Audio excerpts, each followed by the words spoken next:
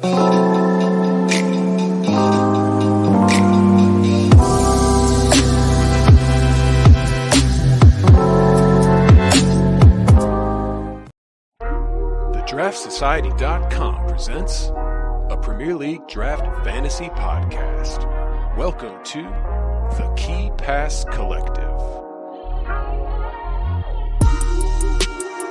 your exclusive source for the information, analysis, and advice you need to dominate your fantasy leagues. Come on in. We've been expecting you.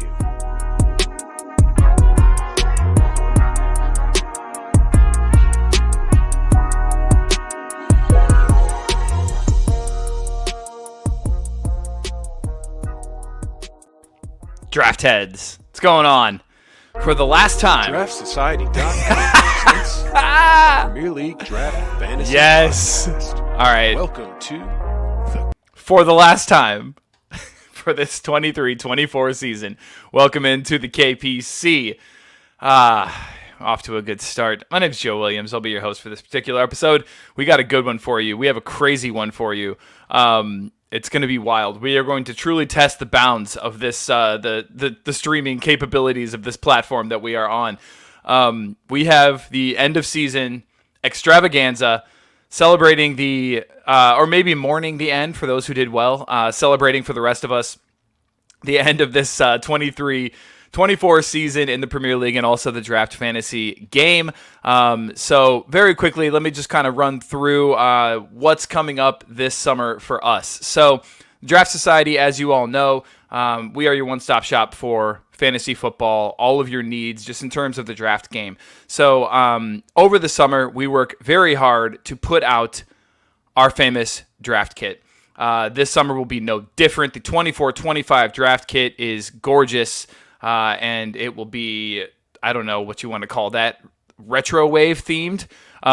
Anyway, it is the most extensive available anywhere that focuses specifically on the draft game. On the draft kit, in the draft kit, you will have all kinds of things, including top 200 sortable player rankings. You can sort those by team. You can sort those by position. You can sort those by person doing the ranking. Which analyst from the Draft Society do you agree with most or trust most? We've got season points projections for basically any player who's going to be have a substantial impact on the season, or even sometimes a minimal impact on the season. We've got a live draft aid to help you with your drafting. As you are actually drafting, it'll help you kind of make your picks and give you some recommendations there. It's a pretty amazing tool. We've got extensive team previews for every single team. We have predicted 11s within those team previews. We've got draft strategy in terms of like who to draft where, what position to draft when, all those types of things. Sleepers, busts, value players. We're going to do mock drafts and analyze those mock drafts afterwards, and then just a whole bunch more. So, yeah, don't miss the draft kit. It will be coming in late June, early July, and so keep your eyes peeled for that. If you are on our mailing list on the website, you will get a notification to let you know that it is out and it is live. So that's coming up. Reminder that if you get the Ultimate Pass, you will have not only the draft kit, but you will also have access to the Inner Circle and the Fantasy Toolkit. So that is all upcoming. Check that out over the summer. It should be a good time. Okay, today, like I said, we are doing end of season Extravaganza. We're going to look back. Some of us will be more cheerful than others, but really, it's been a blast. It always is, and the best part is just the community, right? And getting to know new guys in your leagues and kind of just, the wins are great. The losses sometimes hurt, but at the same time, looking back and just kind of thinking what a season it's been. So that's our goal here today. And in order to kick that off, actually, quick reminder, if you're in the chat, which you guys already have started doing this, you're amazing. We love you guys, even though the game is like, we're not even playing fantasy football anymore and you're still joining us. You guys rule. Draft Alchemy, what's going on? Tom Husband, Omar, how are you, my friend? Draft Espresso, Pubs with Ab, Peltier, Josh, what's going on? Josh, league runner extraordinaire for the IGL, the International Genie League. Sign up for that as well, reminder. Prosh, what's going on? Subatomic Squash, you guys are all amazing. Get at us in chat. Let us know if you have questions. We will pop those on the screen when we have a second to answer those. Okay, so to kick things off today, we're going to do a one-word wrap-up. So I'm going to bring everybody on. And when I say everybody, I mean everybody on the screen. And we're going to have them give us a one-word response to describe this season. So to describe this Draft Premier League season, what is your one-word response and how would you do that? Let's start with Toddy. Toddy, how would you describe this Draft Fantasy season in one word? Injuries. I like that. Let's move right along to Robbie. Robbie, welcome in. How would you describe the season in one word? I'd say goal fest. I like that. I like that too. All right, a familiar face, Ryan. Ryan, describe the season for me in one word. You muted? Is he thinking? I think I am muted. Yes. I didn't know if you were like thinking. It's a hard question. I was between heartbreak and nonsense. I'll go heartbreak. Ooh, Believe is providing one in chat, Ryan, which you may actually connect with. He says victory. I mean, is this for fantasy or is this for our actual teams? I think this is fantasy season. Yeah. Victory. Isn't that based off what you call it, Entourage? Yeah. Victory. All right, let's bring in Sanji. Sanji, give me your word to wrap up the season. Piss. And I think Ryan's quip to that would be, is that what you're drinking? Hey. Hey. Expensive piss. Finally, the one, the only, Draft Lad is back with us. Draft Lad, how would you describe this season? Yo, we'll cap it off with chaotic. Yeah, I like that. I like that. Do we want to add to any of these or expand upon any of them? Otherwise, just let's shoot the breeze for a second, guys. How the hell are we? Well rested? I don't know. Feels weird not having to write articles. Yeah. My wife asked when I was coming up to do the pod why we're still doing a pod. she's had last weekend marked red in the calendar. Did you talk about Euros and everything else yet? No, I've told about the Euros because I'm going to the games. Yeah. At least one of them. But yeah. This is more of a marathon that she thought ended. My wife literally thought the same thing. Same. Why? To the point where she was like, haven't you been out of your leagues for like a long time? Why are you still? And I'm like, babe, I don't do the pod for me. I do this for others. So, plus, if I took some of your advice on here, I probably would do a lot better. But we'll talk about that as we recap the season. So several of us were talking about the beverages that we're enjoying. I know it is a Wednesday night, so not all of us are imbibing. But I was mentioning I just got back from the mountains for my 40th birthday. Thank you. So I have an Appalachian Mountain IPA. So Ryan, does that pass your test, or is that swill? I've never had it. I've had Gamma Ray, and I can tell you that that's better than Gamma Ray. I can guarantee it. Whatever it is, it's better. What is than this Gamma slander? What have I got? So the context is that Ryan was giving Robbie shit for his affinity for Gamma Ray off air. I just don't get it. I love you to death, Robbie. I don't think I'll ever understand it, and that's fine. I'll drink all sorts, but yeah, it is a particular choice. I've got this random thing from the. I don't know if I can get that in. It's 6.5%. So Life and Death IPA. There you go. Standard Wednesday night. Percentages. I'm good. I have red wine. Oh, hey, I mean, yeah, you win. What, 13? Yeah. 13, we getting through the whole bottle then? If only. You're not sure if he's on his second one already, though. I think Joe said that this was going to be a short one. Yeah, right. End of season with This 6 will be people the on. absolute longest Yeah. one. Every bloody week. Hopefully it's not. Yeah, hopefully it's not that like 3 or 4 hour one we did, Sanji. But Oh no, this isn't Banta Boys. I mean, we're planning we're planning on doing something similar, but probably in separate episodes. So Do a 24-hour one. Just like I would totally do it. I would definitely do it. Wait, Pubs with Ab is In person. asking any neck oil fans. No. It's not about the neck oil. What the fuck is that? I don't mind neck oil. Yeah, I'll drink Even- that well. It's the same like the session. brewery Another as does mediocre. Oh, it's a session. Gamma Okay. Okay. Yeah. Another one of Ryan's favorite beers. Yeah, I don't know that stuff. Sorry. So I have Yeah, I have Tom's got it right there. Yeah. Just Tom. lower percentage gamma ray with less taste. Yeah. any Adama oil fans. Absolutely. Yes. Oh, so happy 12%. you got an appearance, man, before the season ended. I've never been so fast picking him up. My God, I was just 3 leagues, 3 seconds, done. Yep. Nobody my knew what opponent. hit him. My opponent had him. So Yeah, I grabbed him and won. I had I him. did the since fan track Tuesday. starting one, and I was looking for him explicitly, and nice. there he was. Nice. Yeah. Well, I grabbed Jimenez and then didn't play him, so yeah. and lost my match because of it. But no, it's Well, all- Toddy's No, but it's fine. It's fine. edict of just getting starters. You don't have to start him; just have him on your roster. yeah, Yeah, exactly. exactly. Got No one options. else had them. Man.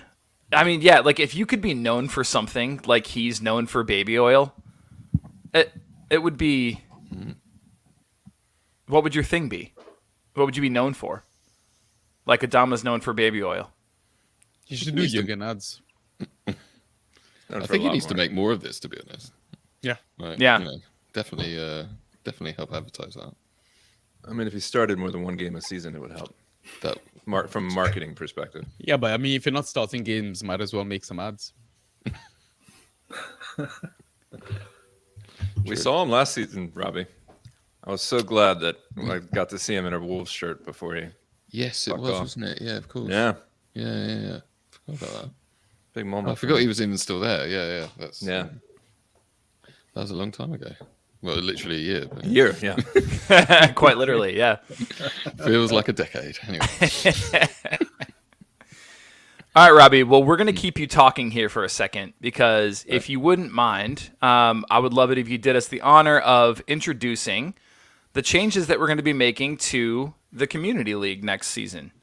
Yeah, sure. So basically, I mean, we'd obviously teased it in one of the previous episodes, and there's been a bit of a talk around. But yeah, we've ended up having to take on the running of the Community League, and we've had lots of back and forth with the community about how we're going to what the best way would be to structure it to get it sort of super competitive and back to sort of its former glories, if you will. So the main idea at the moment is to reduce the amount of divisions down to like really slash it down to 5 and have the main criteria being everyone through all the divisions is super active, no matter if you're at the bottom of the table and you're fighting through to the end. So that's the theory anyway. But this will be similar buy-in to the previous seasons, and I think we're going to move the waivers to later, just to take a little bit of the weight off. But generally the main thing is reduced division size, number of divisions, and I think Totti's a big fan of this one, the return of the Super League. Maybe we could I don't know, come up with a different name. I don't know. Yes, So, please. For those that don't know, what is the Super League though? That's a very good shout. So the you Super can explain League, it, Totti. Go for it. yeah, the Super League. We had this 1 year, I think. There's more than So one, I we've think. been trialing different methods to work the community leagues, and I think it was the COVID season where we had the Super League, which meant that after 27 games, the regular leagues ended, and a certain number of teams, based on the number of divisions, qualified to what we called the Super League, which meant that there was a redraft, a full redraft mid-season, and all the best teams from all the divisions were pitted against each other in a round robin. Everyone played everyone in 11 game weeks, and that was where the sort of final best team came out in the end. And it's a bit of a way to get everyone involved. It's a way to get a lot of teams interested in the final 11 games of the season, but it's also a way to sort of do away with the importance and the randomness of cups, which I think draft led, and some of you as well agree with me that they are bad. Yeah, I think It's just bad. well, I mean, Draftler can maybe add to it, but yeah, multi-division cups aren't really my jam particularly. But like you said, they're pretty random. So yeah, I think with this, the idea was to have 5 really competitive divisions, and if you are in the top 2 at the end of the 27 game weeks or whatever it is, as Totty says, then you get the chance to go for the Super League and the champion, and this will refresh every year. Yeah, that's the plan anyway. Ben Chicken's asking a question. The teams that don't qualify only get 27 game week season. No, it won't be like it was before. That will carry on through to the end of the season. So. Yeah, we haven't. So it'll be like a cup. Yeah, yeah. So it will be either all those other leagues will, so the remaining leagues will be going into their separate tiered super leagues, maybe, or the original leagues will carry on and keep on doing a 38 game week league. Yeah, the idea is for all of the leagues to carry on through to 38, but then a separate league made for the Super League redraft. Yeah. Let me ask you a hypothetical. So let's say that the top 2 managers at game week 27 get access into the Super League, although they remain in their other league, correct? Yeah. Okay. So there's still a chance that they could fall out of those top spots and not get money for winning their actual league, but still get money if they went on to win the Super League. Yeah, the whole point is it's rewarding you for doing well over that first period and giving you a chance at. I mean, it's like Wigan getting relegated but still qualifying to the Europa League. And you're starting it in 27 because you're assuming 12-man league, 1 week per player. Yes. Yeah. So the idea would be the top 2 from each division plus another 2 to be determined how that's figured out. But who would go into that? Yeah. Right. Whether it's most points or whether it's different criteria. Yeah. Because Pubs is asking about that in chat too. Yeah, exactly.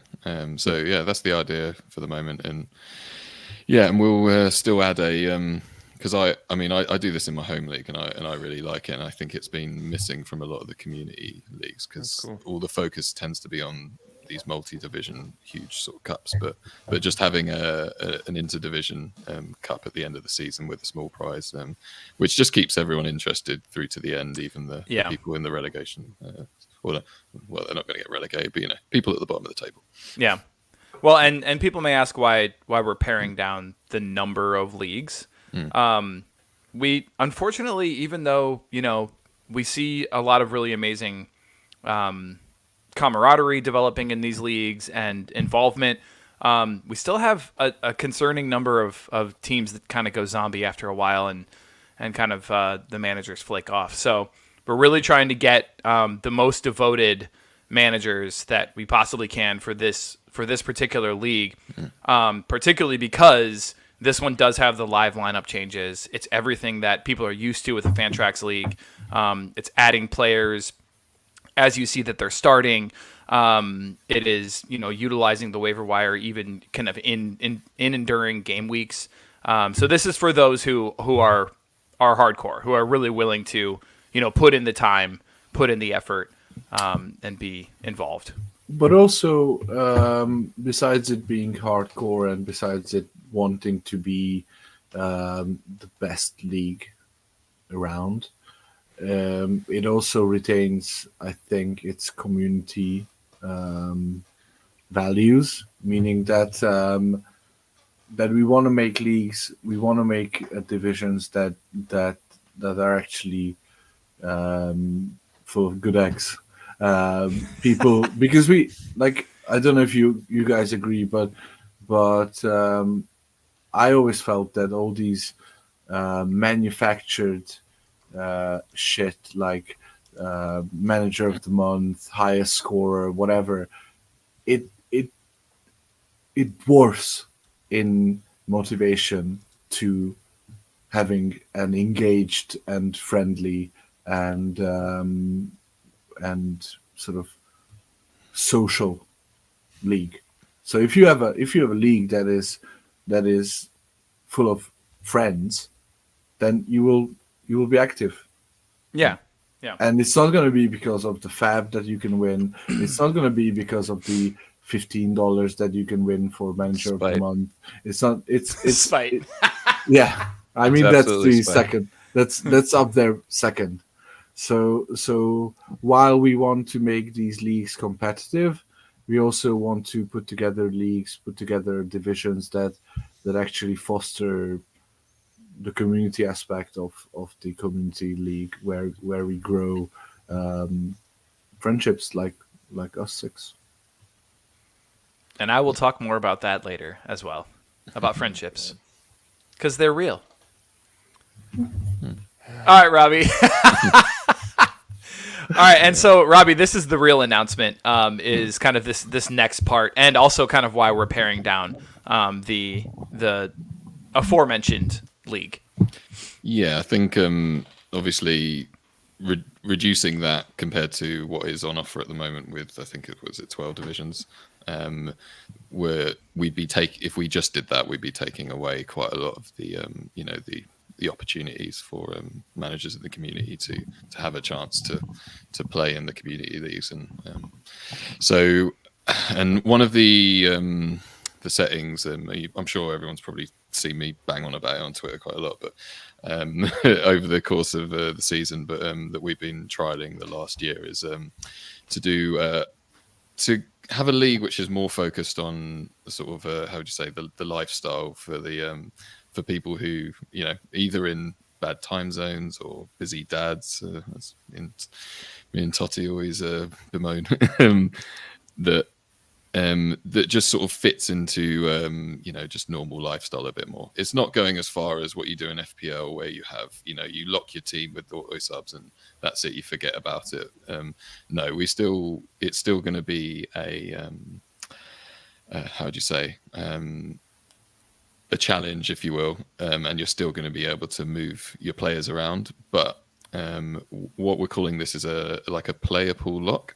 So you still have live game week changes throughout the games, but the pool of players locks at 90 minutes before the first game starts.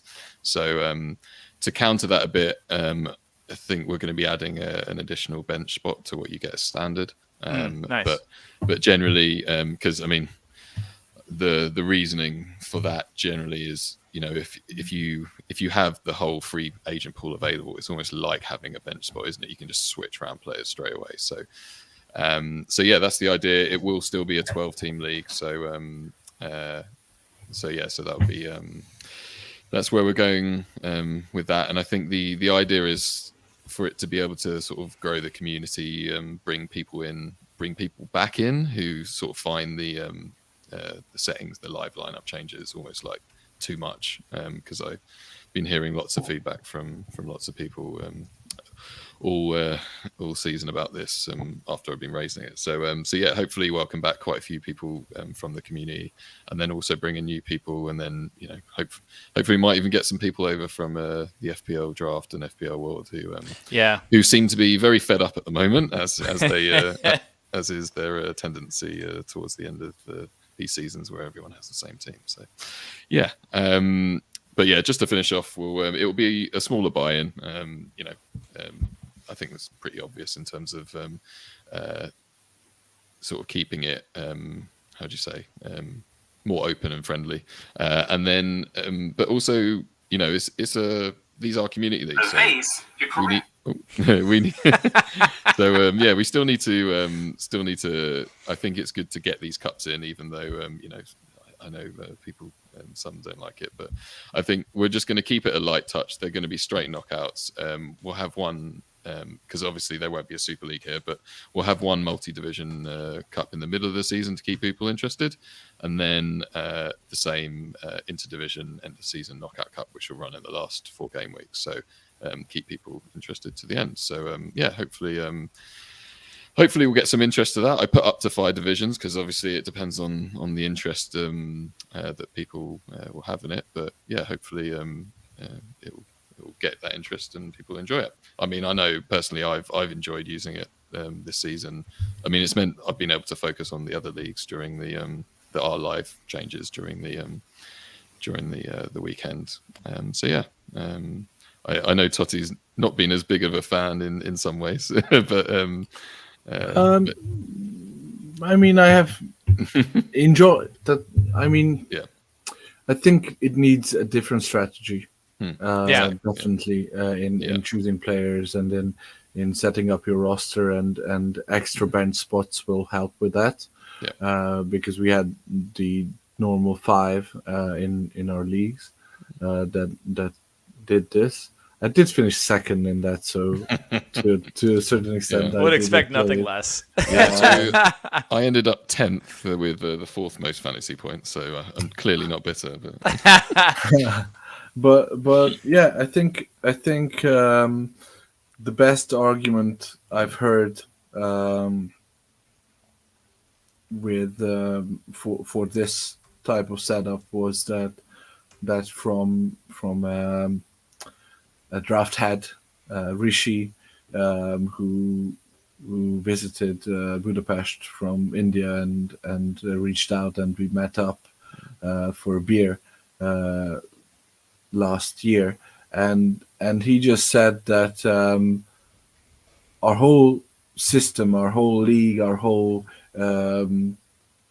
game itself is set up to reward knowledge, reward research, reward deeper thought than what OFPL does, and then we have this first come first served sort of system. Fuck it up first, fuck it up at the weekend. So essentially it undermines the highbrow, undermines the cerebral nature of draft fantasy. Interesting Because argument. Okay. Everyone can be quick. You don't need to be knowing. Like I think Ryan will agree that he had a particularly lovely chap a few years back in his home league who was not very good at Fantrax, but extremely quick with pickups and very, how should I put this, particular about his way he set up his rosters. So yeah, you can if you're like if you are quick and if you know like the minimal amount, like you know who to pick up essentially, then you can have an unfair advantage that doesn't sort of isn't in line with other parts of our game. And I like that argument a lot. I'm torn on that a lot. Some of the fun is finding out these surprise inclusions on the weekend and picking them up. But half of them don't pan out. Yeah, for sure. That's the great equalizer. Yeah, you can pick those up immediately. You can get Smith Rowe, and then he won't do shit. Just for example. Yeah. No, well said. Just off the top of your head. You could have said anyone. You could have literally said anyone. Yeah. I mean, you could have said, hold on, let me look at my lineup from last week. No, I'm just kidding.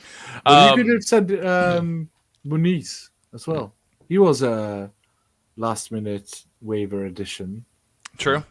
And then he bossed it for like 10 game weeks. That's my king right there. Yeah. I mean, all right. Yeah. Anyway, but I think the idea is that we have two offerings. One, which is our current hardcore level, something that's in the middle between that and FPL, which we hope brings the best of both bits in, and can be something that people enjoy. So, we'll see what interest there is in it. Anyway, and this will be nice because you're going to know exactly where to go to look to find like the rules, to find the league setup. We'll have a page on the website where you can literally go and see exactly how everything's set up. Unlike, unfortunately, when the community league sort of lost its way in the last year. I want to hear Draft Lad's thoughts on waiver lock. I can't say I've ever played with it. My manager style definitely tends to be quite chaotic, where I'm streaming like 7 guys a week, and so obviously that often necessitates adding guys on lineups. Right. I think there is skill in that if you know who might start, but I definitely understand like the fastest finger gets the worm is also not the best, particularly for the growth of the game for like that old chestnut casual players, you know.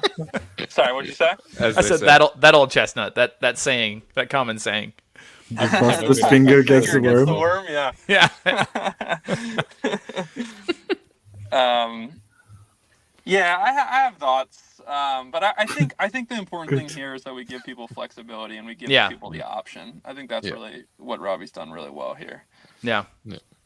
I think we went through so many sort of different ways that you could do it, but I think it was just about the best balance that you could get with sort of keeping that feel of being able to still change your lineup, but actually not, taking away that fastest finger. Yeah, with the worm and all the early things. bird gets the worm. Yeah. Fisherman proverb. Well, Draft Lad, we're going to keep you talking here for a second, if that's okay. We're going to go and move into sort of our season recaps, and the way that we've done this is I've kind of set it up so each of us have a slide of our own with several different, if you want to call them highlights, I guess. So as viewers will see. So if you're listening to the podcast and only on audio, you may want to head over to YouTube so you can kind of see what we've got going on here. But as viewers will see, we've got also view on Spotify as well. You sure can. Just turn your phone sideways. You absolutely can do that. We've got a section for biggest lesson / takeaway of 23-24. So that'd be the main part. But then we've got a 23-24 best moment. That could be fantasy or otherwise. And then our MVP, your most valuable player. And we tried not to repeat those. So everybody didn't say, the same player who we're all thinking of. And then biggest flop as well. So Draft Lad, if you don't mind, we're going to go ahead and throw it to you first for your season takeaways. Yeah. All right. Sounds good. So, this sort of pairs with what I was just saying. And I will preface it by saying, this is not necessarily a lesson or a takeaway that everyone is going to want to follow or wants to play in this way. But what I found worked quite well for me this year was running a quite tight core of players on all my rosters, whether that's 7 or 8 guys that were above replacement level, like good wins above replacement, etc. And then basically streaming the rest of the team. So each week I would have 5 or 6 guys that were in or around my starting lineup. and they would just be like high upside guys in the week, and then I would drop them afterwards, replace them, etc. And so again, like this doesn't necessarily cater to everyone. It involves a lot of movement, a lot of thinking about like who's good play this week, etc. But I think in large part, like that's what the toolkit and a lot of our tools are so catered towards, like really understanding who the best streamers are in a given week. So streaming is kind of like the most fun of the game, most fun part of the game for me, and so hence I play like that. So yeah, biggest takeaway, sort of like some of your others coming up, drop the mediocre guys. There's really no reason to hold them for multiple weeks, and just pivot to guys who might start, might not, but if they do start, they're above replacement value. I like that. Anybody got anything to add to that? Yes. Okay.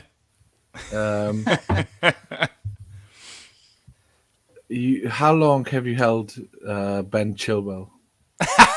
I did drop him. I will say that Shots I fired. held Ben Chilwell, and some would say Malo Gusto, for far too long. But Gusto my gang. counter argument to that was, even in a poor Chelsea side, you're not going to get upside defenders pretty much anywhere else in the league. So if they did eventually start, as Gusto did, but Chilwell didn't, I like their chances of getting a return. But I agreed with Toddy. I held Chilwell too long, but I would argue I was sort of more misreading the extent of the injury or the extent that Cucurella played well and, Poch inverted him, et cetera, et cetera. Now, Dreflad, you said you streamed up to 7 spots on your roster? Yeah. That's obviously way on the high side of things. But Why do you even draft? Let's say that again. Why do you even draft? Yeah, why do you even draft? I mean, I think it's about like I'm very much of the thought that like you want to chase upside in the draft, and when it doesn't pan out, you move on quickly. But that lands you, with the Cole Palmers of the world. So getting into my number one pick, Yeah. it's got to be Cole Palmer. Like looking at the stats, he is like the number 1 or 2 wins above replacement total player at the end of the season. He was wavered in a lot of leagues, or he was drafted super late. I took him like in the 4th to last pick of the Genie League this year, and of course he was fantastic this year. Not to mention like the huge scores down the stretch, and a lot of important double game weeks in the closing weeks. So easily my MVP. We'll see if he can replicate it next year in a possibly improved, possibly not Chelsea side, where the focus is not all on him, but TBD.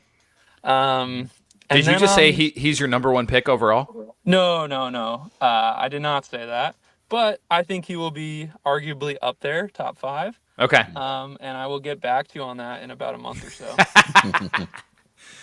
Yes. You take a small break. We'll allow it. Yes. Let's see. On the other side of things, on the flop side of things, the man that he arguably replaced and got sent to United, I would say was one of the bigger flops of the year, Mason Mount. His ADP was mid-3rd round. Our pre-draft ranking had him around the 5th round. Bought for, a lot of money. He actually only ended up with 5 starts, negative total wins above replacement, around 6-ish points per start. Does that really, mean even outside of the injuries, he really couldn't find a way into the XI. He wasn't trusted in an erratic United midfield. It was pretty brutal. The young Manu stole his England spot, and probably still lots of minutes going forward. Things look pretty bleak for him, unless Ten Hag goes and/or Bruno goes to Saudi. Otherwise, it might be another tough year fantasy-wise coming up for him. It's not like it can really go down, but yeah, not looking great.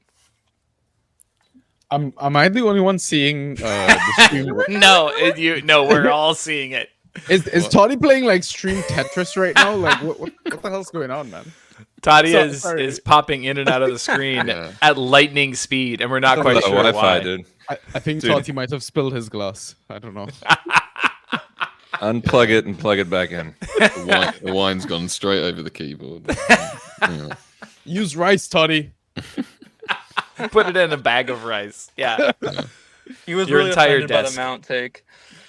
Exactly. Totally. Completely triggered. Draftland, you talk about like war, and we've mentioned on the stream and stuff. Like, Yep. I wonder if we have any people that are like still listening to our streams and don't fully understand it or how it works. Can you give like a quick summary of what war really is? Yeah, for sure. So WAR stands for wins above replacement. It's actually originated in baseball as a sabermetrics concept. There's a movie Moneyball that kind of gets into it, but basically it's when the nerds got really involved in sports from like a statistics perspective, and it's really about like boiling down the game of sport, footy, to what actually gets you wins. In our case, obviously, it's points. Getting the most amount of points per week gets you wins. And so what wins above replacement does is it looks at what players do when they start. So an average midfielder might get you about 7 points per start. However, Cole Palmer gets you 15 points a start. And so those 8 points more than the average, what we call replacement level player, those 8 points might contribute to, let's say, 10% more likelihood that you're going to win your game, right? So the higher points per start you have and the more starts you actually end up getting in the season means you are more likely to contribute to wins at a higher rate. And so, again, the better players who start more and get higher points per start get you more wins. And so it's just a singular metric that is trying to encapsulate both of those concepts to say, okay, this is the guy who actually helped fantasy managers win the most games this season. And Palmer did that because he scored a ton of points and started a lot. Yeah, I think... go ahead, sorry. I believe Toddy was raising his hand. Yes. Giving me flashbacks to school. Does negative wins above replacement mean that he gets you losses? No, I mean, so wins below replacement. Yeah, it is wins below replacement, right? So if you take a replacement level team, you're going to be expected to win 50% of your games. You have a completely average team, assuming you're playing completely average competition, which you generally aren't. You'd be winning 50% of your games. But someone like Mason Mount, who had around 6 points per start, which is worse than the average midfielder you could have streamed, who might get you 7.5, whatever. That means he's going to decrease your average total points and hence decrease your probability of winning games and hence decrease your overall, or it has negative wins above replacement. Excuse me. Yeah. Okay. Yeah, cool. I think it's just important to say that like it's just combining two metrics, the points they score per game on average and then the starts, and you use a clever way and basically take that replacement level and then effectively create a metric which you can rank from, and that's how you can get a sort of your expected value of your players and rank them. So and obviously that's important going through the season for trades and for pickups for players that emerge. So yeah. I think the most interesting part of wins above replacement in like real life fantasy is that you'd rather like Cole Palmer is a no-brainer.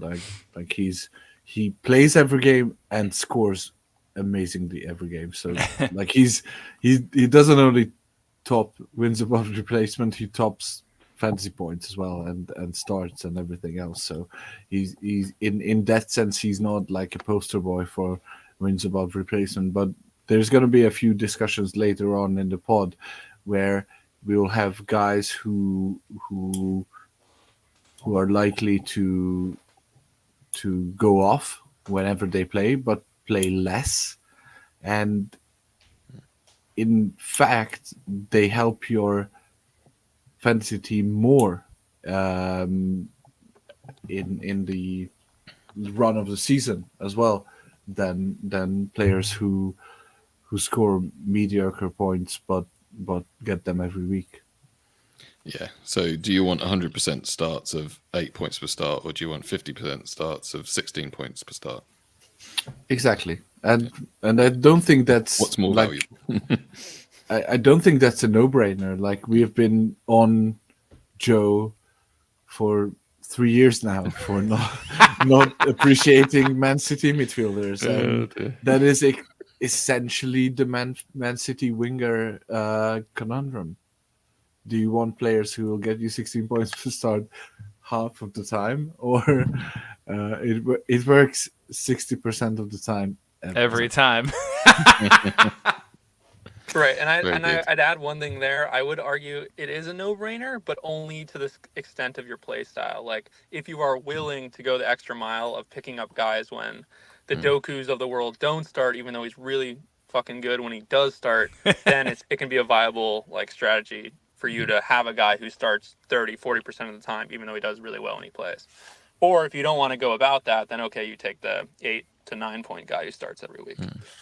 Yeah. I think there's quite a good question from Draft Espresso in the chat, Joe. I don't know if you want to pick that up, but you're saying just wondering if having a decent amount of fab is important to your strategy in terms of the roster churn. Draft led. I mean, it can certainly help. I would say, purely anecdotally, in the Genie League this year, I spent most of my FOB early season on WordPress, I think it was. And even then, like I still got like solid waivers every week, and it was a really active league to give that context.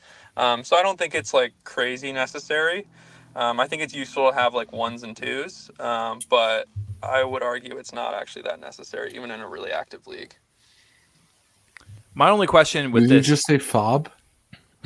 Yes. Well, yes. He's highbrow now. I'm FOB. Fob. He says You did- fob. You did say XI as well. He had I his wanted pinky to- up when he said it. Fob. Fob. I'm not polished podcaster like you guys, Draft Lad, my only question with this is, I'm looking at Doku and the number of times he didn't start. And my question is, if you're streaming that many players, how many roster spots do you really have available to hold these high war guys if they're not starting? Yeah. No, that's a great point. There's still that necessary balance you need to achieve where, like, if your bench is, you can't have more than like 3 or 4 of them. If you're going to have a full starting 11, yeah. Yeah. Okay. Makes sense. Cool. Guys, anything else on Draft Lad's thoughts here before we move on? No, just say congrats on winning the IGL Champions League. Thank you. Yeah, man. That's a tough league to win. It was a good one. One other note I remember. I am actually going to be retiring from the IGL while on top, but to replace that, I'm going to run back and I'm going to bring back the Perfect XI League because I think that was a lot of fun 2 years ago and I missed it a lot this year. Yeah. Fairly low touch. You're just trying to pick the best players every week, but I like that style a lot, and I'll be doing some more sort of niche fantasy content in the world of Dynasty, Keeper, Auction, but don't worry, nice. I won't let it get in the way of the important stuff for the majority of people. No, that's cool. I love that. People have been asking for more Dynasty content, honestly, from us. So, and like Keeper stuff too. So that's cool. Yeah, we might do some Dynasty stuff. Nice. All right, Robbie, I believe you are up next. Cool. I've kept mine a bit vague in terms of the takeaway, but I do have a lot of points to add. That means we can argue about it. Yeah, something like that. But yeah, so I think everyone this season has sort of been aware of how we've sort of had a bit of a switch in terms of we've typically had forwards that are or we think of them as being scarce, but actually this season it's flipped around where we don't have too many elite forwards, but we have quite a lot of forward depth. So, and whereas for the midfielders, we've had a ton of elite midfielders. I mean, 16 of the top 25 are midfielders, and only 7 are forwards. So, but the I mean, I had one league where I was light on mids, and it was a struggle all season. The players I was bringing in to start were just rubbish, and like, and I think, I mean, you don't know how these trends are going to develop over the course of the next season, but I mean, is drafting elite mids early next season a strategy that will pay dividends? I mean, I'll probably add a caveat to that, as if because I mean, typically we've got carried away with drafting forwards early, and it's like you got to get forward. Yeah. If it flips, will it pay to go against the grain and get one of these elite forwards? I mean, I guess the main point being, you only have to start one forward, but you have to start two mids now, isn't it? But that means you have to start a lot of defenders. So you're not which do that. Yeah, which we'll talk about that later. That this was not the year to do that. Yeah, exactly. So and then obviously the other point I was just going to make is defenders just getting worse and worse and worse. So that was it really on that side. The players that I've put into my bits below are sort of obviously Palmer's much more of an MVP than Alfie Doughty, but yeah, I think just in the sense of picking him up off the waiver wire for free and him doing what he did was quite something. I sort of wrote down some stats here. So he had 70 key passes, 48 accurate crosses, 10 assists, and he was 19th in total fantasy points. I mean, that's just disgusting, isn't it? So, in my home league, I had like the worst draft I've ever had in my life, and I picked him up and like somehow won the league. So, yeah, he's contributed heavily to that. So, thank you, Alfie. And in terms of my flop, I've gone for the low hanging fruit here. I mean, I did trade him in the Genie League. But it was for Grealish, and that actually meant that I didn't have to start Rashford while he was playing so badly. So I think I'm probably, based on the war we were just talking about, might actually be better off, considering he was only on about 8 points per start. So I mean, didn't even get called up for the England squad for the Euros. So I think probably one of the standout flops, and I obviously got into the sheet first, didn't I?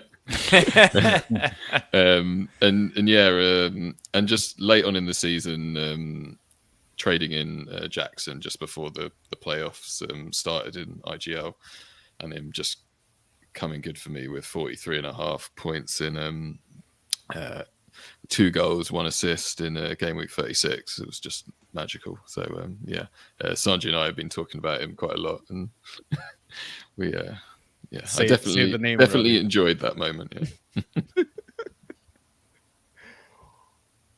This is it. So that's me. Nice. Anybody got any comments on Robbie's takeaway? I think you can even go further with the positional value trends, because I know we discussed this in our Draft Society WhatsApp group as well, but I might be going or advocating for going for elite defenders early, based on the similar or the same premise as what Robbie said about midfielders, but to an even higher degree with defenders. Like the difference between elite and replacement level has been a chasm with defenders. Like if you don't get the one of the 4 elite defenders, then you're better off not even drafting a defender. Just any at all? I mean, Totti, I'd counter that a little bit just this season, because Trippier and Trent have been injured for sort of longer periods. Then you don't really have the same drop off. You've just got Tarks and Ben White up there, and then like a bit of a drop off, and then just a sort of a load of okay players.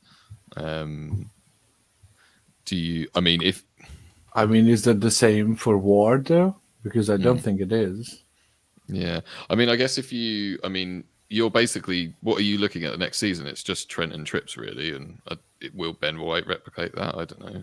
Will Tarks probably, but it's beyond that. I don't know.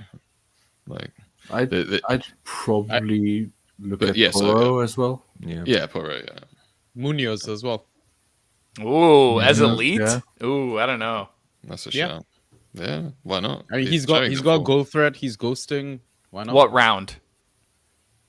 I'd take him as my first defender because I don't think I'll get the older popular ones. But That's not the question I asked. what round? This got heavy. The gloves are off, boy. What round? Maybe 5th or 6th? Okay, that's fair.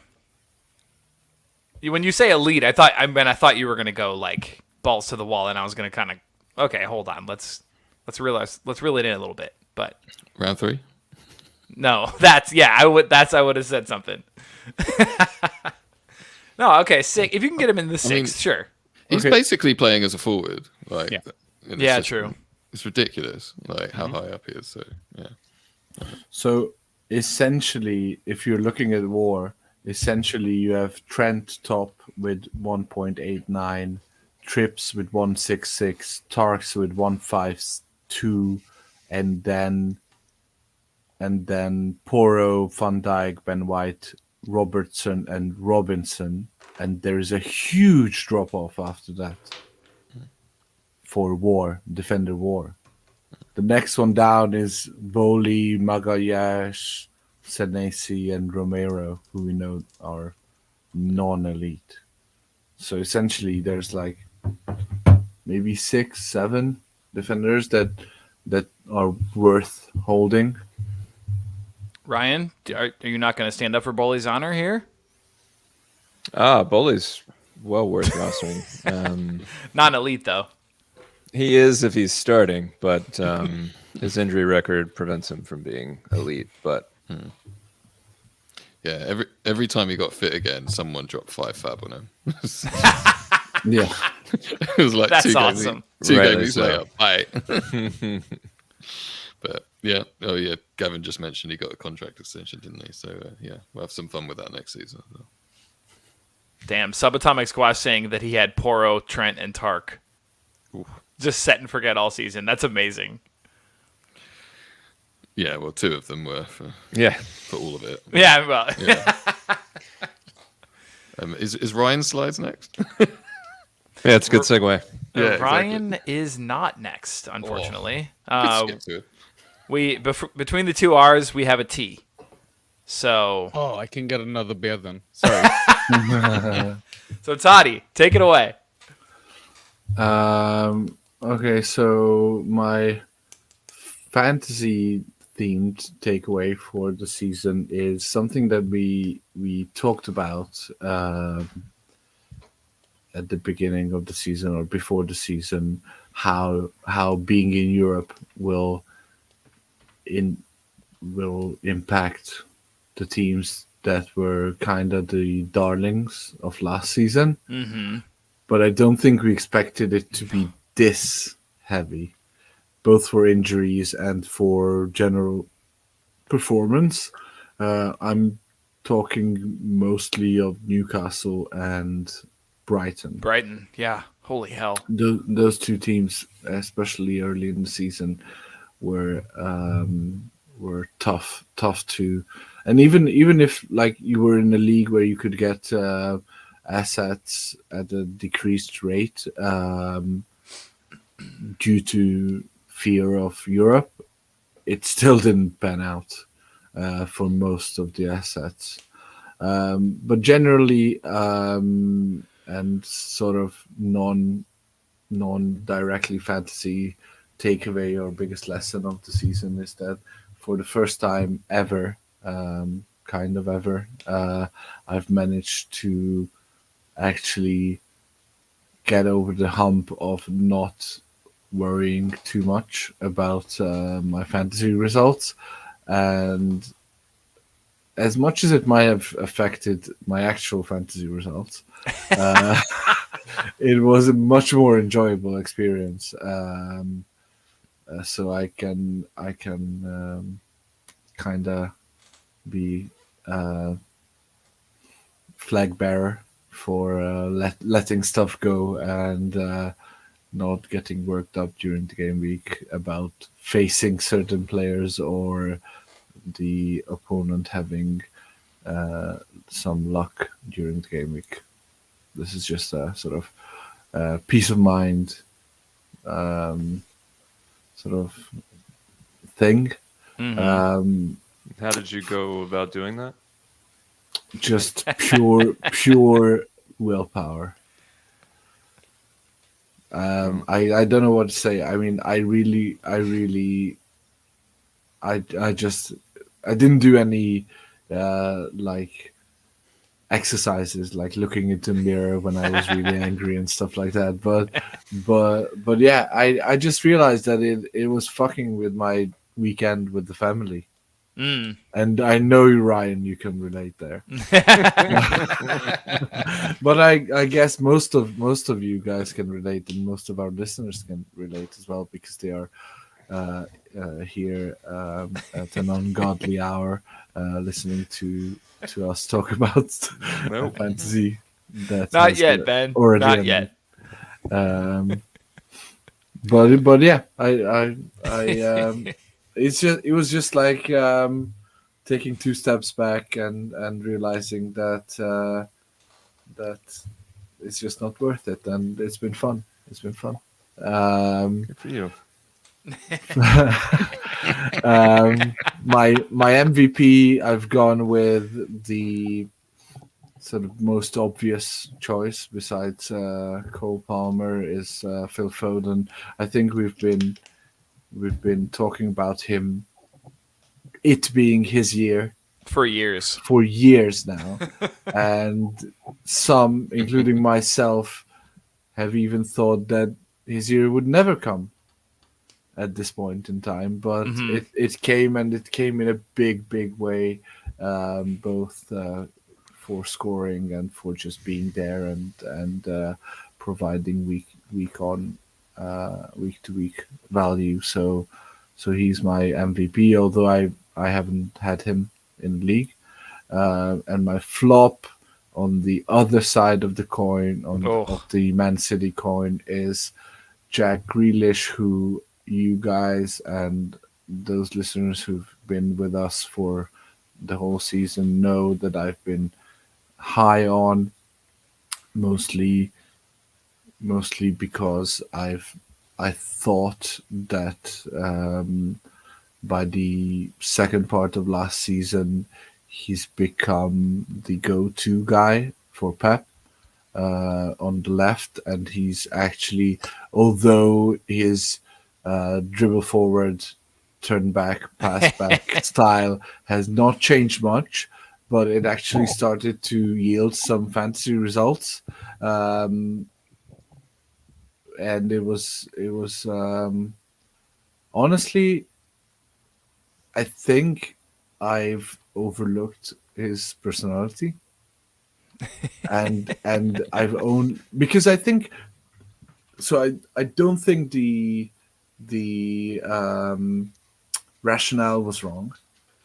I think when we saw the end of last season, he played well. He was in the team. He was getting you fantasy points.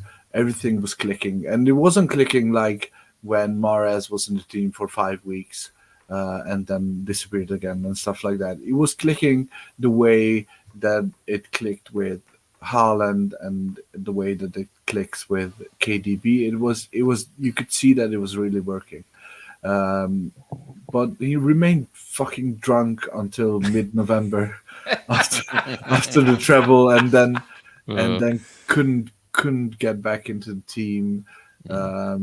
Pep even name-checked him for not training hard enough or not being there mentally. So it all fell apart, and it's a personal sort of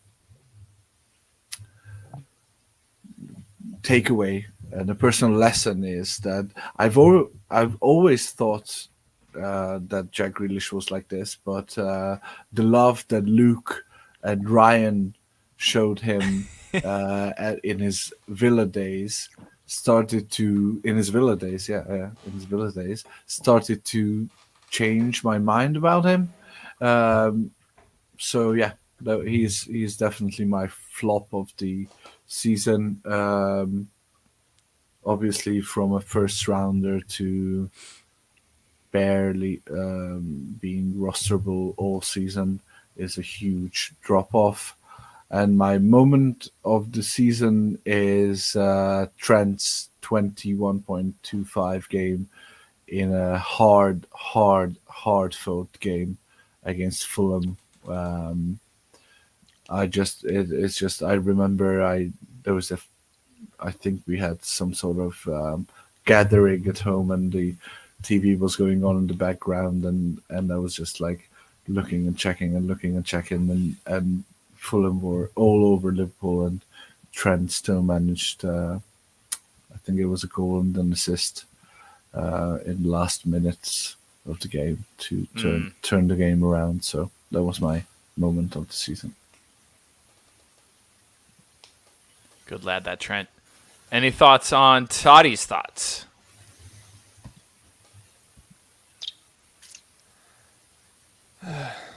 Where are you drafting? Oh, Ryan. I want to know where he's drafting Grealish next season. I'm not drafting Grealish next season. Although, yeah, I think there's a good chance that he goes the Bernardo Silva way, and he has had the off year, and he'll have an on year. But I just he's too. It's the personality. It's the way he handles himself off the pitch and the whole shebang. I just don't want any part of that. I don't think that a manager like Pep can really have a player like him. I just think that they're never gonna see eye to eye. What if he leaves? I hope he does. I would love him almost anywhere else. I mean, what are some landing spots? Go back to obviously Villa. Play Champions League. Villa have Ross Barkley, man. They don't need shit. I don't think he he's can an leave. Emery guy. I don't think he can leave in the Premier League. Really? I have no idea who can. Can you imagine him trying to fit in abroad? I mean, Beckham did it. See, the problem with Jack Grealish is when you said that, I heard fit in abroad. I'm sure he tries. He would be. He would be fit as abroad. It's a tragedy what's happened to Jack Grealish, honestly. It is. It is. My favorite player to watch, and now he's just unwatchable. Neutered, isn't he? If he were to go somewhere else, who would you draft first? Him or Jared Bowen? Where would he go though?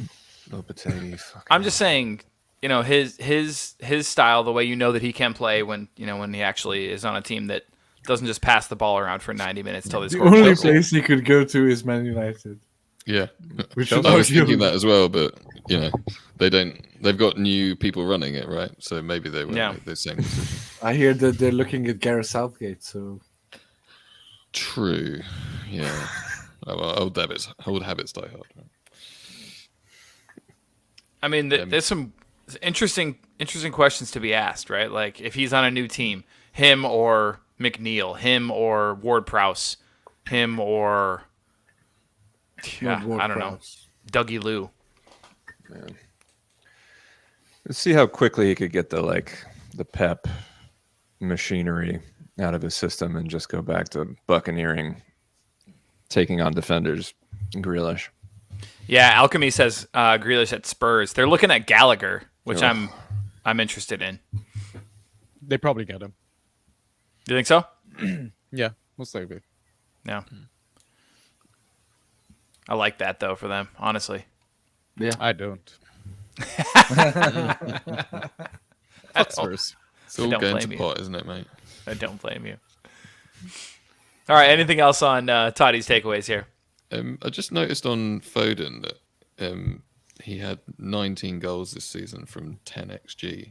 Jeez, are you serious? Yeah, no, I hadn't half of quite them are appreciated. streamers, man. Yeah. I hadn't quite appreciated that level of that's like doubling his xG, which is clearly not sustainable. But I was going to say, does that get him out of the first round for you then?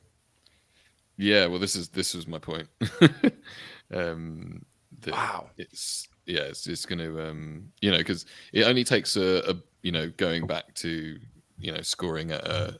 scoring at his xG and potentially a little bit more rotation, and you start to. And if KDB starts more than 20 games. Yeah. Anyway, it's just a sort of a.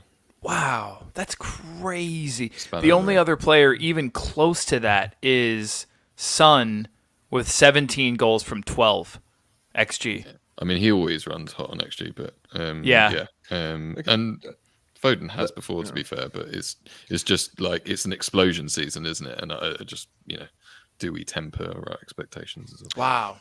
Wow. I can't remember the Odegaard similar figures from last season where he scored a lot more goals. XG, but remember his outside of the box just screamers? It would be like 15 from 8 or something like that. Oh. Yeah, maybe from 9 or 10 maybe. He was so fun to roster last year. Yeah.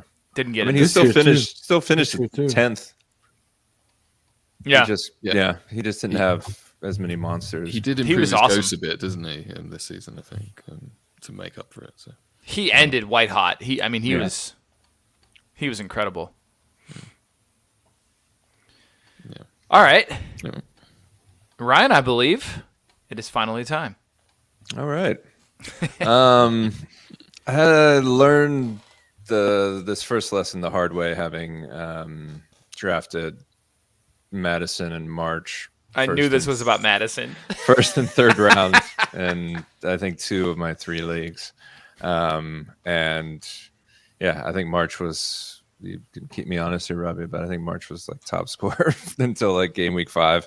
Like, imagine if I would have traded out on a high, knowing that it wasn't going to last, and or his injury would come back to haunt him. And then, Madison, I think, did a spell at top of the points table as well. So, like, I mean, hindsight's 2020. Like, in the moment, you think that they're just going to continue doing this, and God, if you got rid of them and they just continued, then you'd be kicking yourself. But like, knowing who a player is in terms of injury woes, like Neto, someone like that, like, if you take a punt on them and they actually do the business early on, like, maybe cash in your chips and go out on a high, was something I've been thinking about. And then I think about this a lot as well, going into every draft, just in terms of like rounds 5 through like 9. Do you want to get like a defender 2, or do you want to take like swing for the fences with someone like Neto, that I think was drafted in like the 8th, 9th round? You take 3 or 4 of those swings, one of them hits, it's better off than getting a CDM or like I said, a defender 2 in the 8th and the 9th. So that's something I'm going to try and follow as well going into the draft. So do you think you're gonna, I mean, when you're making your rankings, are you going to lean pretty heavily on WAR? I think so, because in one of my leagues, I found I had bad injuries, no doubt, but like I found that I just didn't have enough upside, like guys that could any given game week win it for me, as opposed to like steady 8 to 10 guys. So in that league, I definitely needed to swing for the fences more a bit. So I think I'll try and get a balanced strategy with a few of those high upside guys later in the draft. Yeah, I like that. Best moment. I thought this was mostly for like a fantasy player. I mean, you can't beat Palmer's early March to mid-April. I mean, in the 6 game week stretch from early March to mid-April, he was averaging over 34 points a game, which is just absurd. And thankfully, I had him in one of the leagues that I won the regular season and playoffs. So that was nice. MVP, I put Declan Rice. I mean, really, it was Kiwi, but I put Rice. I didn't have him in any league, but I just thought that he deserved a shout out because I think he went probably anywhere rounds between 5 and 7, and he started out as a regular CDM, and then the second half of the season he was just unstoppable. Was playing as a 6, got some corners, and just really scored really well. I don't know what I'm going to do with him going into the draft. I want to see what we do in the transfer market because there's a chance that he departs that LCM role that was so good for him fantasy wise and goes back to an 8 depending on who we buy. And then he just as well could stay in that role if we buy an actual 8 to replace Partey. So how I go into the draft thinking about him is going to be heavily influenced by what Arsenal does in the transfer market. But he deserves his flowers. I think he ended up like 17th in points, which is crazy. Crazy Awesome. Value. Yeah. On the flip side, I unfortunately took Trent at number 5 in one of my leagues. Thankfully, Robbie, that was counterbalanced by you helping me see the light on Bowen in round 3. So swings and roundabouts. And in that league, I got Palmer, so it didn't really matter. But right. I Writing's on the wall. Yeah, but I was disappointed in Trent. Had a really slow start. Did have a good, I think, 4-week stretch around Christmas time where he was longer looked, than that. Oh, for fuck's sake! His injury layoff was longer than that. I can guarantee that. Finally looked like a first round player, and then of course got injured. And then Connor Bradley came in and showed him how it was done. And then had a couple decent game weeks at the end. But I think he got 47th or something in terms of total points. Yeah, he had decent WAR, but just was not worthy of a top 5 pick. And so I'm trying to figure out where I'm going to rank him going into the next draft, because he obviously has the tools to be a elite defender, top 5 pick. But I think he's probably closer to late first, maybe early second. I don't know. There's just so much uncertainty going on with him and I need to learn more about how Slot would probably use him. And he lost a lot of his sets throughout the season to random people, McAllister, Sobo, Robertson. He just wasn't that nailed on every set piece. Yeah. So a lot of question marks going in with him, but he was a disappointment. And we had a back and forth conversation about whether this was harsh, but I didn't think so, just in terms of the fact that he was a top 5 pick. I mean, nobody else really that you took top 5 would end up in the 40s. Holland, Bruno, Salah, all those guys still did a lot better. So that's why. Rashford was drafted in 8th, well, effectively 7th actually, based on ranking of ADP, but and ended up he was 106th in total fantasy. Yeah, that's. No, I mean, I'm not arguing that he wasn't worthy of a mention. No, Rashford's definitely one of the right answers when it comes to flop. Yeah, no, it wasn't that. It was just the scale of it. Was absolutely. Yeah. Can we get to counter? Go. Yeah. Yeah. No, I mean, I can plug my article as well. So if you read my end of season review article, I do touch on Trent. But so that spell we were talking about, I think it's from game week 9 to 19. He was the highest scoring player in the whole league. So I think it was nearly 18 points per start. So Yeah, and then you could, if you'd used your takeaways, Ryan, then you could have sold him as the best player in the league. There it is. I wish I would have. Yeah, I mean, you were talking about it a lot, so Yeah. yeah. No, it was tricky. Yeah. But yeah, that was it. No, that's fair. That's fair. I can't argue with this, honestly, Ryan. And I wish I would have listened to a certain extent, although some of my issues with the players that I drafted, we'll talk about those. But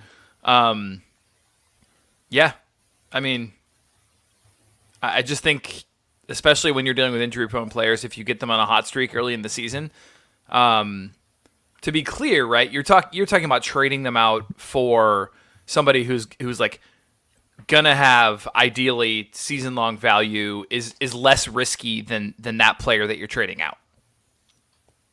Yeah, ideally. Or just go Or anybody. on to the next bandwagon. On to the next bandwagon. On to the next ride it till the wheels fall off. Yeah. So essentially, you could have traded out Madison around game week 9 and got back Trent plus Cole Palmer. Oh, And At least. and people would have said that you've lost your mind. I remember. I mean, I traded out Madison after game week 2, I think. Wow. And I got Rashford and Mitoma. So it's essentially, yeah. I'm not entirely advocating that. No. But at that the time, point in time, I was giving up a first rounder for a first rounder and a second rounder. Yeah. I sent out a couple like obscene trades for Madison, and all of them were declined. Yeah, I declined a lot of. Looking back, a lot of juicy ones. Right. I think he was like top after like game week 9 or 10, wasn't he? So He was. That early season Spurs form was nuts. So. Who could have seen? Who could have seen that wasn't going to continue? They won the league in September, for Christ's sake. What was it? 2 or 3 Manager of the Month 3 awards? Yeah. 3, mate. God. That's the only thing they have in their cabinets. You're welcome, guys. Oh Lord. All right. Anything else on Ryan's ruminations? I like the alliteration. Thank you very much. Yeah, I haven't called attention to that yet because I was hoping one of you would. You don't need to. You don't need to. It's just subtle. All right. On to Sanchi's sentiments.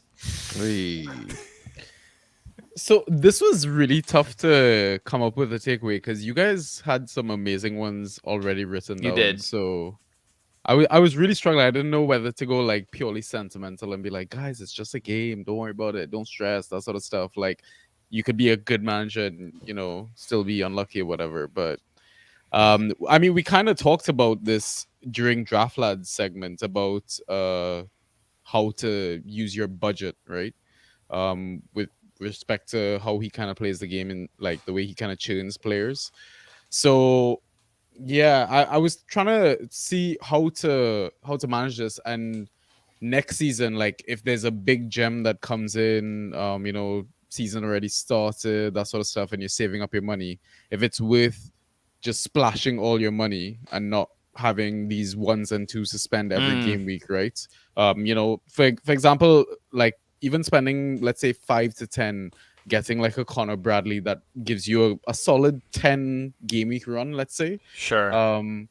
So I'm wondering if it's because I've seen both sides of it. Like for example, my co-host on Banter Boys, he won our DPL league and he forgot waivers most of the time, didn't really spend money and kept picking up these lucky ass picks from the FA pool. And it's possible, like every time we look back every game week is we see like some top scoring asset for the game week that's just been sitting there in the pool that no one has touched, right? So I'm just wondering if next season, let's say that gem comes up, maybe it's worth it just splashing that full money and getting that asset, right? But I mean the flip side to that is managers that bought like JWP and stuff like that, he really Yeah. tailed off right towards the end. So yeah, it's one of the things that I'm gonna be like mulling over quite a lot, I think, over the summer, and like seeing how the transfer window goes, Euros, that sort of stuff. But yeah, don't stress about wave. Yeah, go ahead. The problem is, right, identifying the gem in the moment. And knowing whether or not you're picking up a a Doku or a Palmer versus you're picking up a why am I blanking on the Aston Villa no, well, sure, no, Diaby. Oh, Diaby, yeah. I mean, Diaby was one for Ryan as well. He was red hot at the beginning, as Robbie's article. I tried to get him in, a couple times, and then should have been traded out. But yeah, usually we say that you can get like a third round ish value for 100 fab. But this season, just like Gavin says, Kudus and JWP, despite the late season wobbles, got you second round value essentially. Yeah. So Kudus especially, he was great. And such a fun player to watch, man. I'm excited about him next season. Although Lopetegui will destroy We'll him. neuter I Yeah. am will so absolutely scared neuter him. Yeah, what's the opposite of a rising tide lifts all boats? Typhoon. falling puddle Here we lowest go. all planes. I regret asking now. I mean, I don't think we'll top early finger gets the worm. Oh, that was great. I've never ever heard that saying ever in my life before. None of us But- had. Yeah.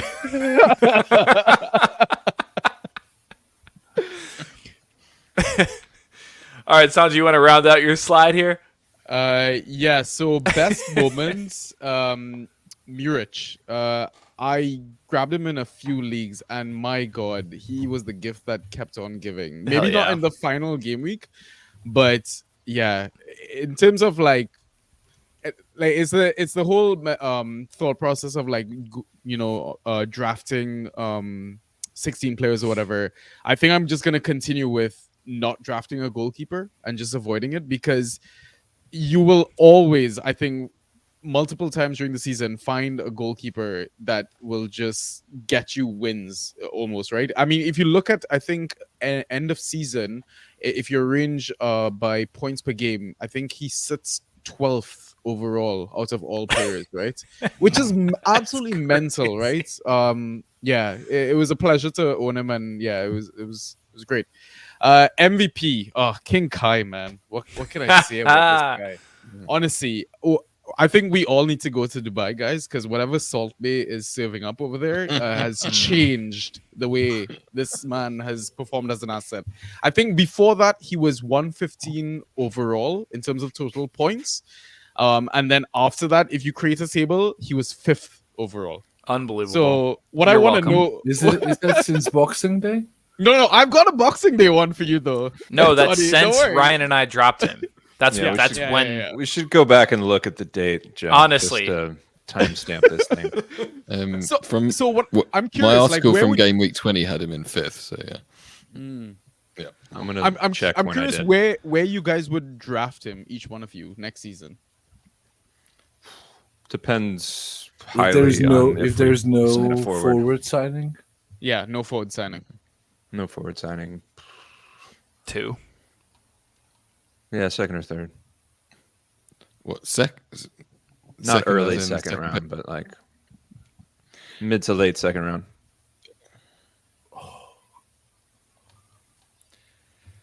It'd have to be. I would be so. I wouldn't draft him. I mean, I would.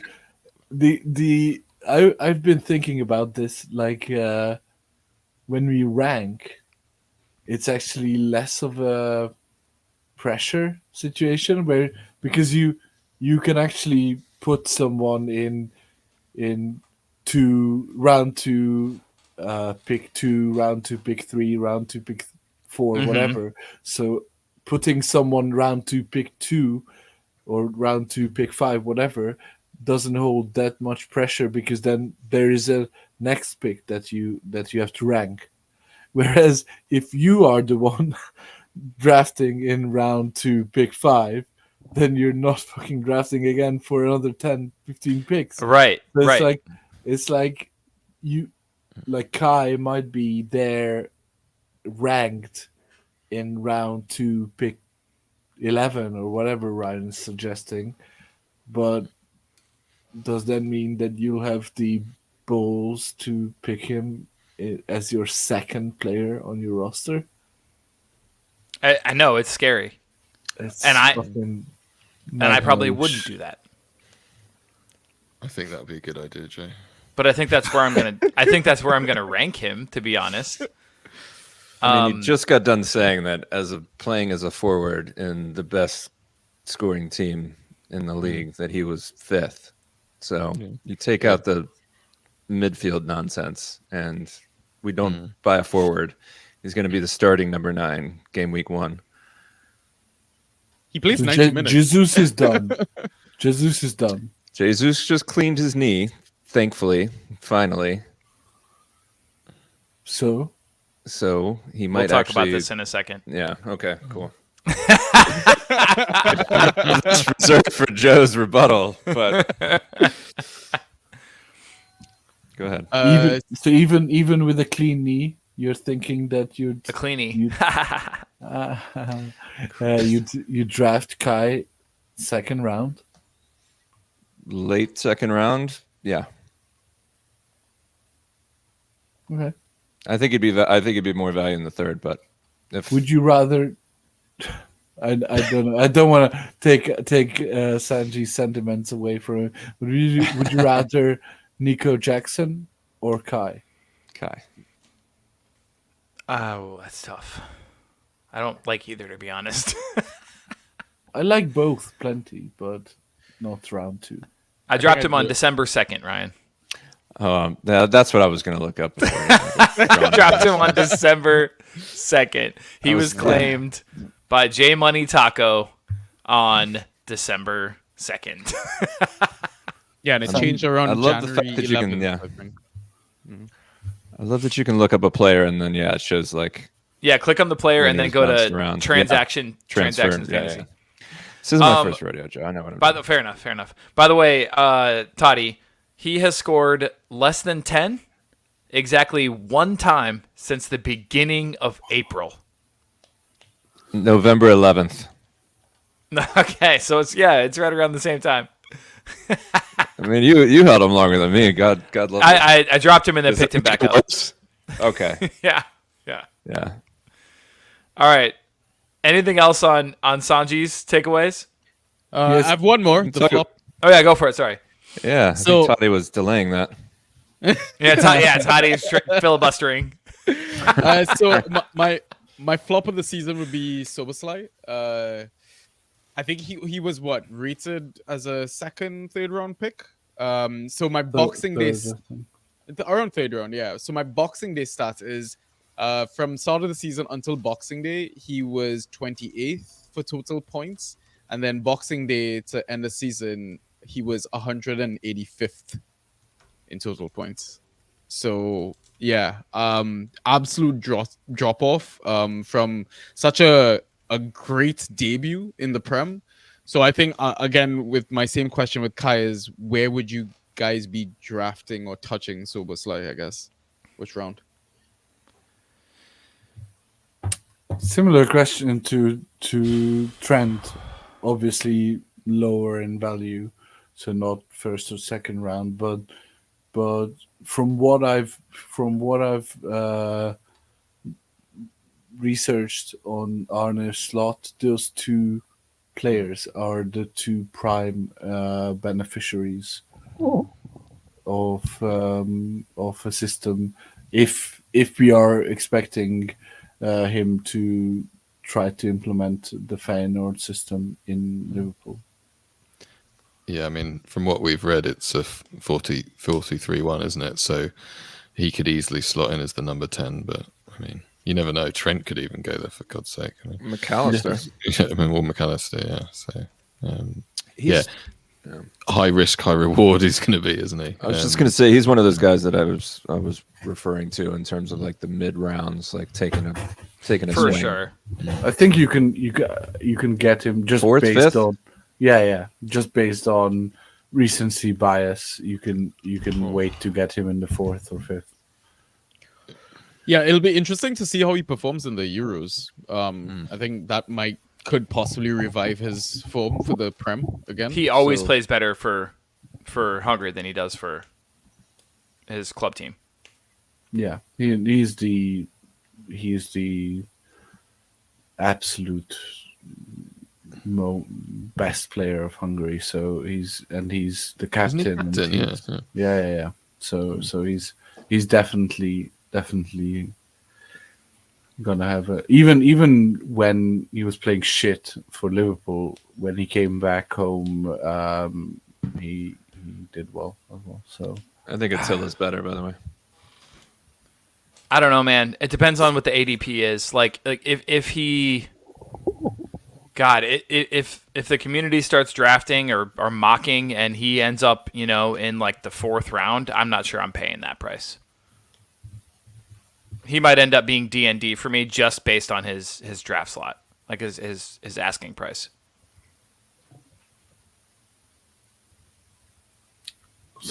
we'll see where he ends up. If he's definitely not getting the draft value that he's had this draft season, Yeah. so like end of 2nd, beginning of 3rd ish.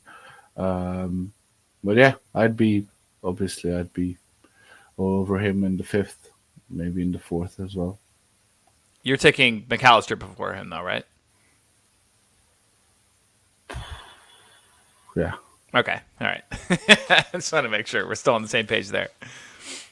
All right. Fair enough. Sanji, anything else on your slide here? No. Any feedback? Pushback? Feedback, pushback? Yeah. All right. Seems like you got a winner on your hands. Yeah, I think we covered it along the way anyway. Yeah. All right. Last but not least, let's do this, guys. All right. I need your guys' input on this one. So my takeaway is I'm trying to think back on the season, and I'm just trying to think through some of the decisions that I either made or didn't make in time.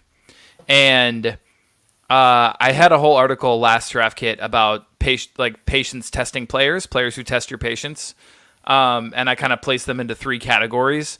And I've sort of just come to terms with the fact that, like, at this point, when players sort of show you who they are there, how many examples can you come up with to the contrary?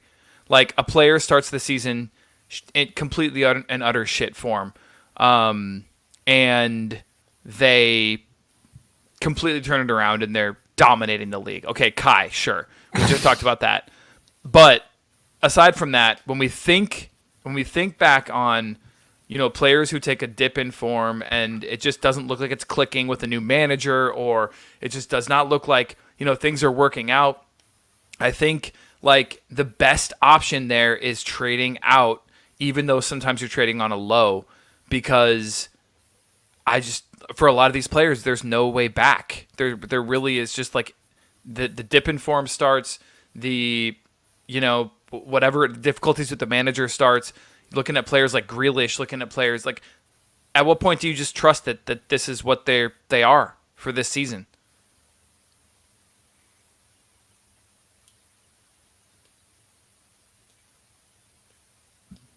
Totally. Yeah, man. Yeah. So those were my thoughts on that one. As I was thinking back on the Hold on season, 1 second. as I was thinking back on the season, I was sort of like thinking through far more players who had disappointed me, and like looking back on it, I either tried to trade them out or I should have known to trade them out at the time and just didn't, because I was hoping that they would turn things around. I'm trying to remember. I think you did that because one of your takeaways from last season was that you wanted to show a little bit more faith in players, and you dropped them too early. And who was that? Do you remember? I honestly don't. I don't. Was it City but guys? Somebody did you wrong, like what Kai did to us. It's so hard to get the balance right. It really is. And people are bringing up the exact names of players that, like, I mean, Ryan, you and I both had Moreno. Jack Harrison is another great one. I mean, yeah. Harrison, you had at the end, but he was horrible. From I absolutely did. Yeah. Kai was another one. I mean, obviously, okay, turned it around, but it took me dropping him for him to do that. So, Evan Ferguson. Evan, I was always out on him, Ferguson, but yeah. Shout out to Mark Flay in our IGL group chat, who after the hat trick told us that he had absolutely stolen the draft with that. I didn't let him forget it. Anyway, good for you. I like me some Flay. We all saw that. He's a good guy. Pinnock is a good one. Pinnock's a really good one. Yeah. I just think when I look back on it, there's more examples of that than maybe last year. I rostered the 2 or 3 guys who turned it around, and I should have probably waited a little bit longer. This year, I feel like I gave all the guys plenty of time to turn things around, and they just did Kai it. December. I mean, that's. I waited just until did November 11th, for Christ's sake. I took my advice. You can't say I didn't take my advice. I wouldn't beat yourself up too much about it though. Like, I mean, a lot of this shit is random. It's a bit luck as well. Like, and also like good assets have bad patches. I think we need to remind ourselves of that, because even though Pinnock had a shit season or whatever, he was out injured for a while. After he came back for the first few games, like, he showed a bit of old promise and stuff like that. So yeah, it's a weird one. Like, there's a lot of randomness to football sometimes, man. Yeah, it's a tough one. So I wouldn't beat yourself up.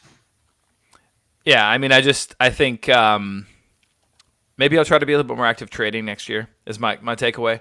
Kind of dealing some of these guys while their name value is still relatively high for me.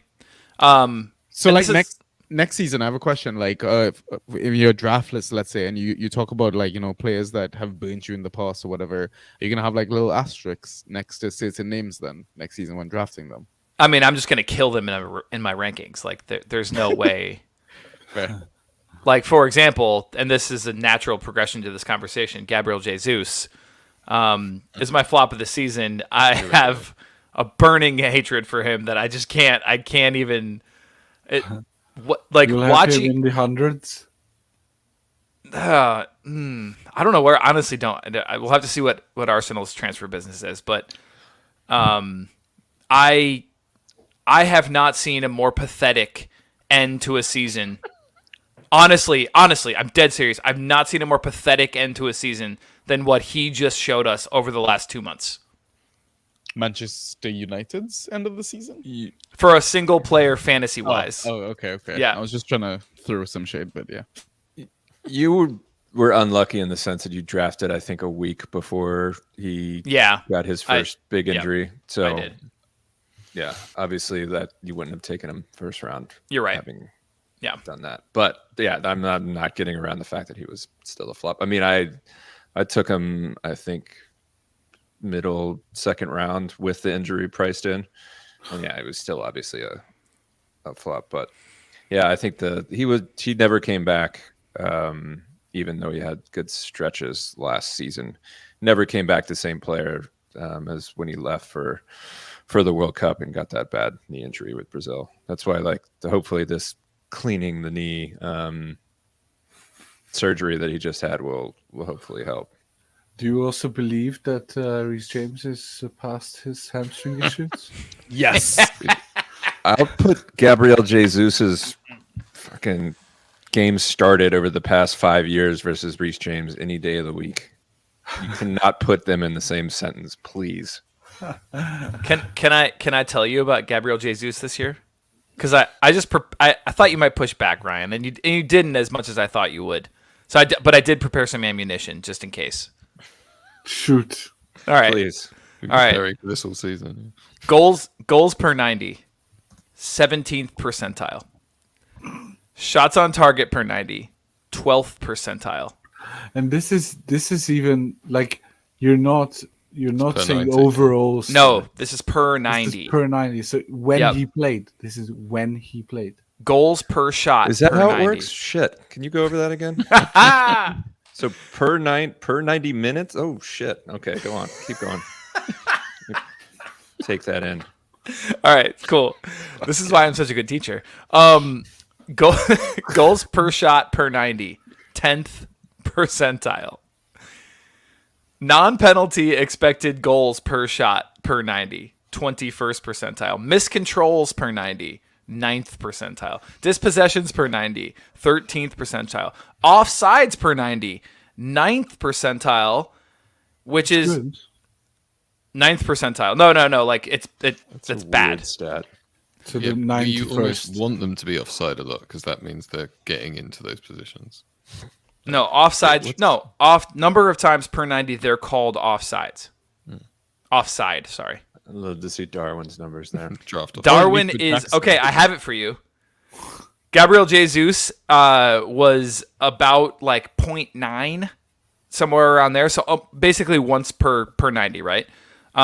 Which apparently puts him in the 9th percentile, which is bad. I didn't realize that most strikers or most forwards don't actually get an offside call, like one per match. Anyway, Darwin, highest in the league, 1.5 per 90. Gets him in the which percentile? Whatever the top is, he's the top one. He's the pinnacle. One of one. 100th, the 100th percentile. Yeah. I'll just throw Pascal Gross in there because he's the only thing that saved me in my league. I still got like 7th, despite having my first 2 picks be Jesus and Matoma. So Pascal Gross, I owe it all to you to help me finish mid-table, despite the fact that I shouldn't have stood a chance. And then I finished 6th with a first with the first 4 rounds of Grealish, Mitoma, Harvey Barnes, Estupinian. I mean, I'm lucky I won a game. You took Barnes in the 3rd. I did, yeah. Fucking Incredible. oh god. well, Toddy, some What does lessons that- have to be learned the hard way. When players show you who they I are, was top. Is that- I was top at Christmas. Yeah, that's fair. And then my best moment, because I didn't have many on the fantasy pitch. My best moment, literally, is just meeting our good friend FPL Hazardous. I won't dox him and say his name, but just such a fine gentleman. Met him in Sacramento, had a couple beers at a British pub there, and it was incredible. So just I mentioned it earlier, but literally when we talked about the community leagues and making inroads with like actual other human beings and making those connections and creating like actual friendships, which sounds wild, but yeah, I mean, everybody on this call right now on this live stream, I mean, I love you guys and what an amazing guy. Like, just the community is great. I just am forever thankful for it. So yeah, that's my best moment. Pretty cool. Awesome. Pretty cool. only to be eclipsed by Casper, Wyoming. Next Draftapalooza, either Casper, Wyoming, or we still have to go to Iceland, guys. You guys know that, right? Yeah, that's Oh. true. All come to I was London. gonna say, is the new draft kit design inspired Oh. by our Iceland Draftapalooza? I'm gonna say yes. Now that you mentioned that, I'm just gonna go marketing. ahead and say yes. It definitely is It's fire. Iceland inspired. yeah, it's quite clean. We had a couple other things that we were going to cover. We're clearly not now, guys. We've banged on for quite a while.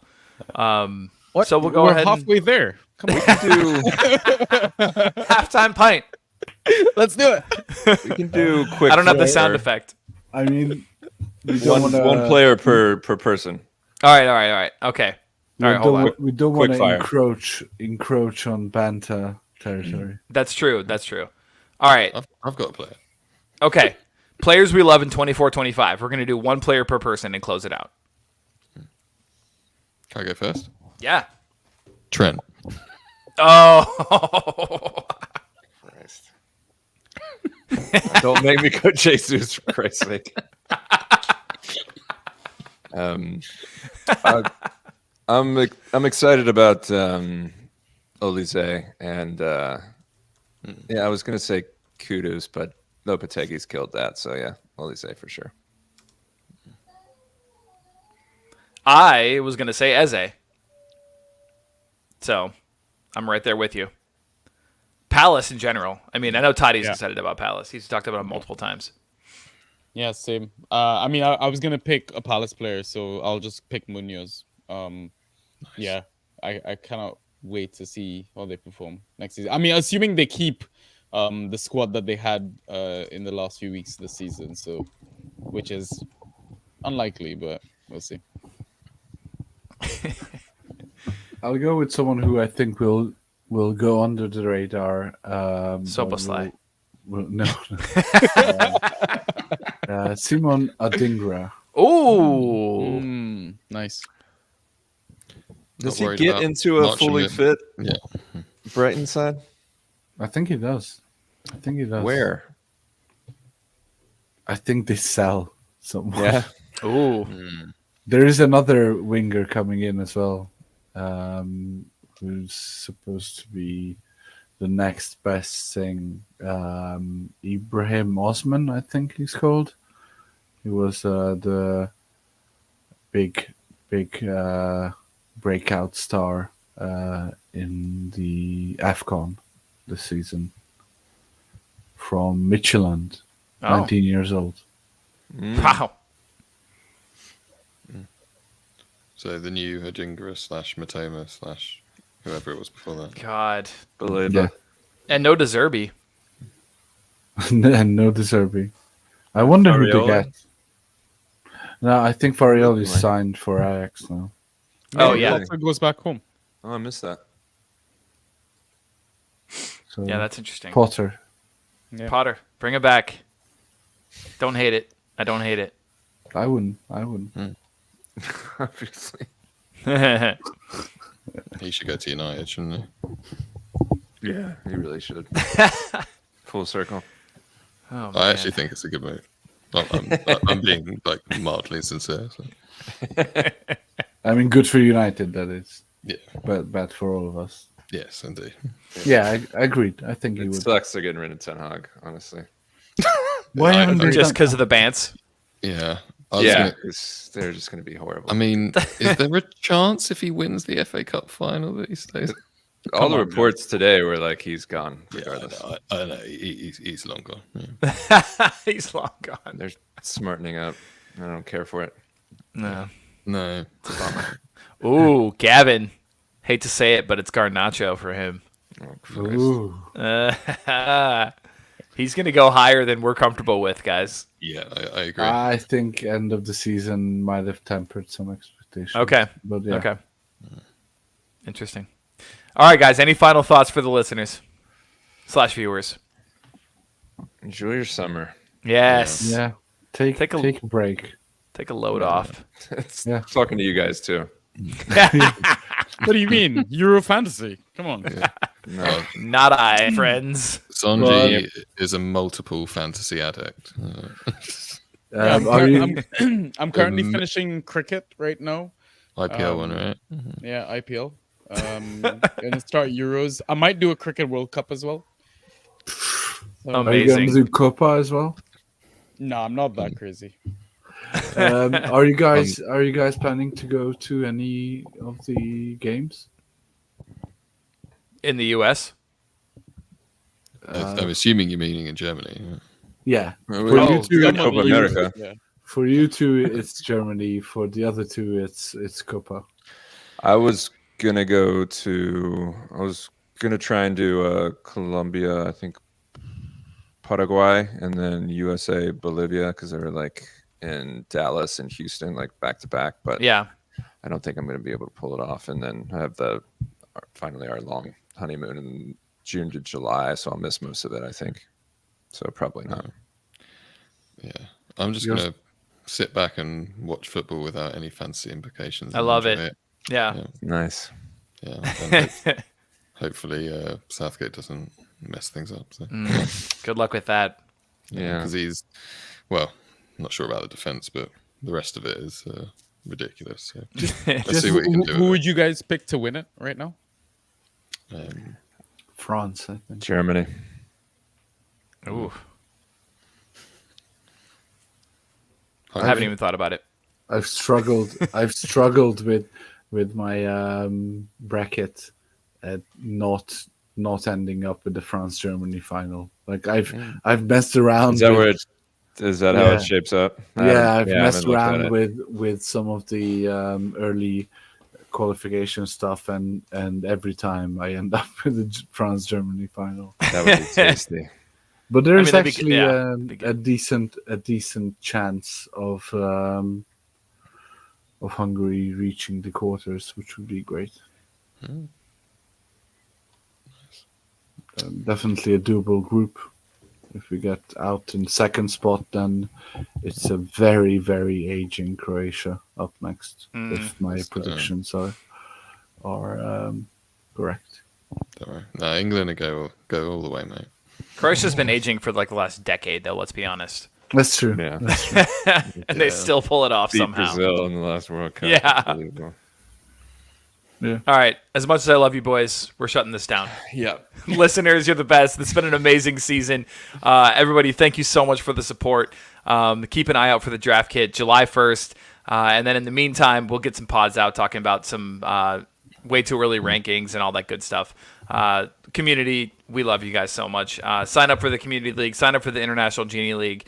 And we'll see everyone next season. It's been a good one. Cheers, everybody. Take care. Peace.